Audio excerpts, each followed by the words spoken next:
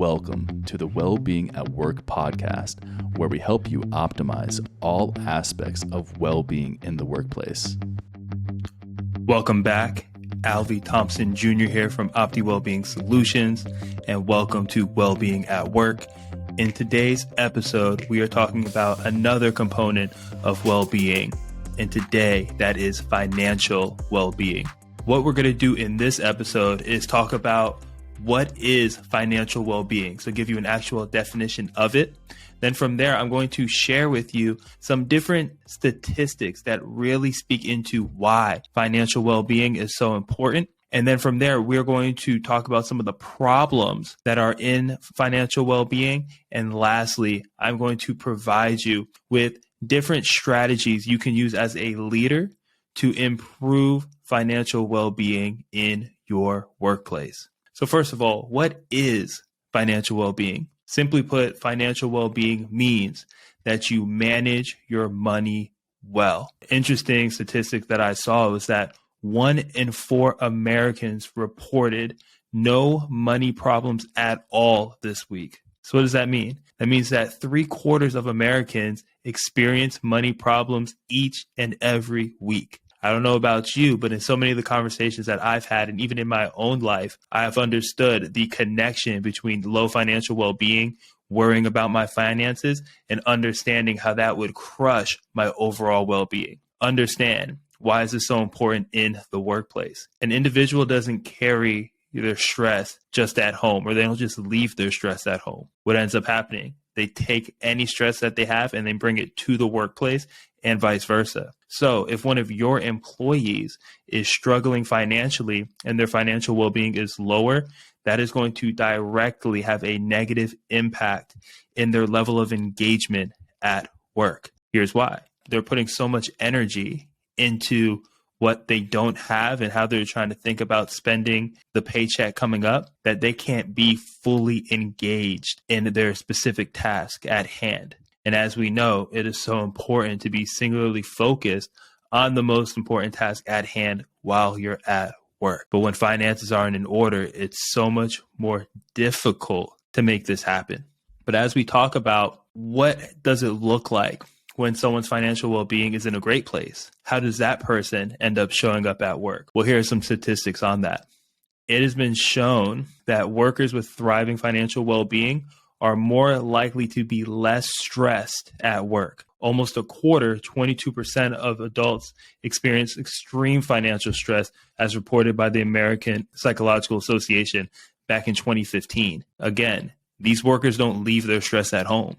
It follows them to the workplace. And as a result, they're not completing their task and doing their work to their potential. And also, if your employee is experiencing high levels of financial well-being, they're actually harder to poach. A Gartner study found that on average, people increase their pay by 15% when they take on a new job.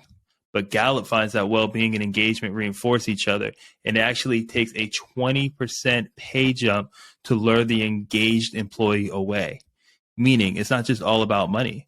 If your employee is engaged, it's going to take at least a 20% increase, which is higher than the 15% average that we see, to actually lure somebody away from a job that they are engaged with. One of the biggest struggles that we see in Opti is the ability for a manager to have tough conversations around pay. One of the biggest problems that we see in the workplace is a manager's ability to have the tough conversations around pay. Talking about pay can be an extremely uncomfortable conversation. However, when it's handled properly, it does so much in building better rapport between that manager and employee, and it has that employee feel better about their situation at work. For this reason, as a leader, you need to do more than simply pay employees at or above their market value.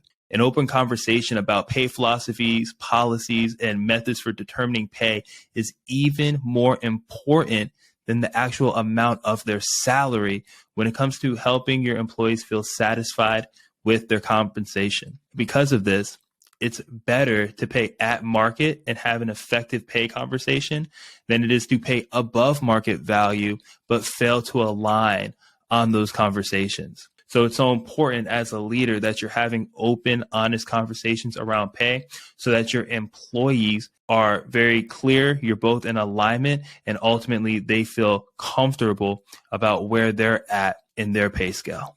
And lastly, let's go into some action items that you as a leader can implement in the workplace to increase the financial well-being of your employees. Number one, provide financial planning, tracking, investing, and saving resources and tools. By putting these resources and tools in the hands of your employees, you're giving them the ability to be better educated, make better decisions, and as a result, feel more ease in their financial well-being. The second thing you can do is encourage long-term savings and retirement plans. This can be through your 401ks, through Roth IRAs, whatever it is. By encouraging long-term planning, typically this creates more peace of mind with the employee. The third one is you should train managers to have effective pay conversations with employees to improve perceptions of fairness. By having open conversations and making sure employees are on the same page as managers as it pertains to pay, this is going to create such a better